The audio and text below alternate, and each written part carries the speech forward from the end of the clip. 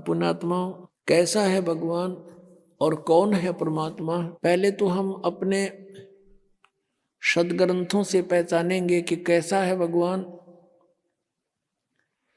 जैसे पवित्र हिंदू धर्म के अंदर चारों वेदों को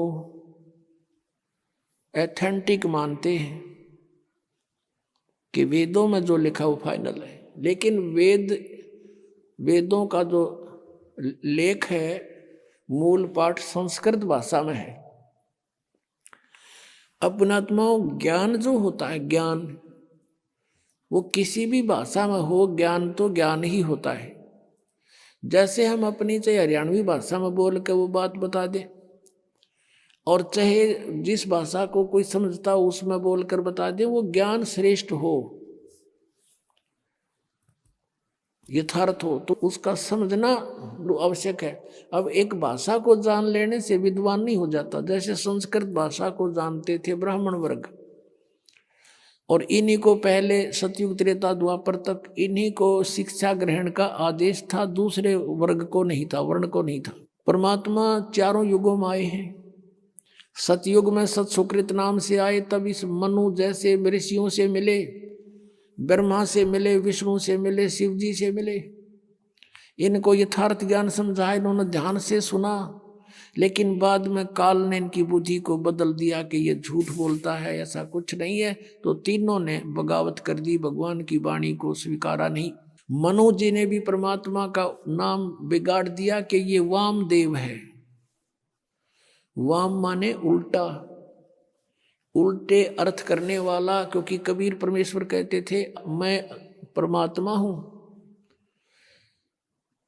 तो इस बात का बहुत मजाक उड़ाते थे वो कि ये भगवान है, ये ब्रह्मा विष्णु महेश से भी ऊपर मानता है, मेंटल है, मेंटल।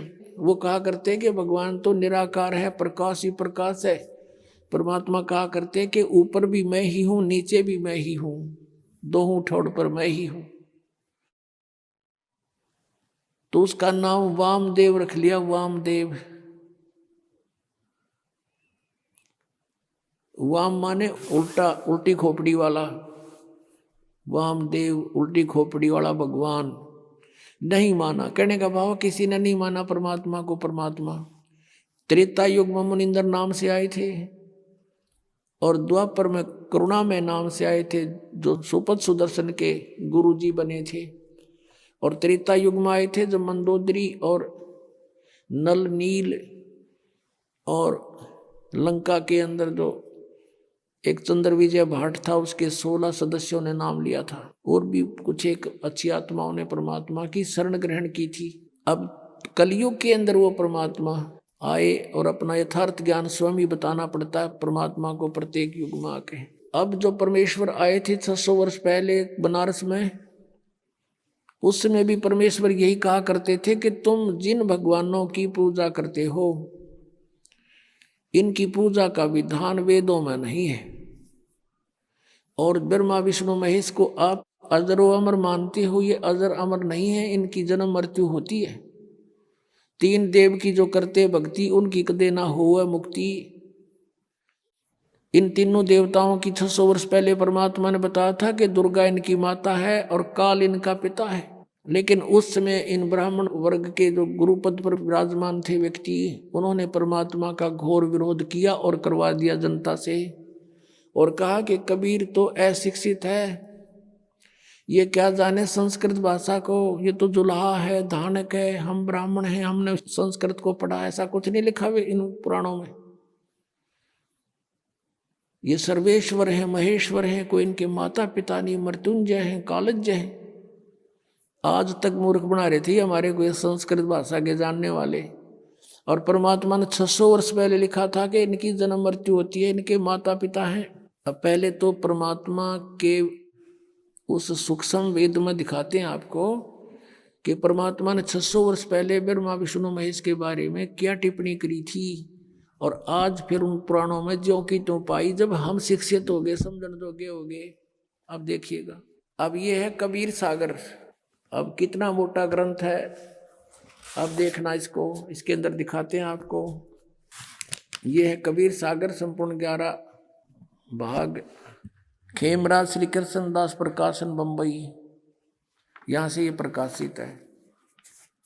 और इसका यहाँ लिखा है सत कबीर सागर, ज्ञान सागर प्रथम खंड, कबीर पंथी भारत पथिक, स्वामी युगलानंद बिहारी द्वारा प्रस्कृत। मुद्रक एवं प्रकाशक हैं खेमराज श्री कृष्ण दास, अध्यक्ष श्री वेंकटेश्वर प्रेस, खेमराज श्री कृष्ण दास मार्ग मुंबई। ये ज्ञान बोध और बोध सागर, ये चैप्टर अध्याय है इसमें कबीर सागर में। ये सूक्ष्म वेद है और इसके 21 पृष्ठ पे है। यहां देखिएगा, धर्मदास ये जग बोरा ना, कोई न जाने पद निर्वाण।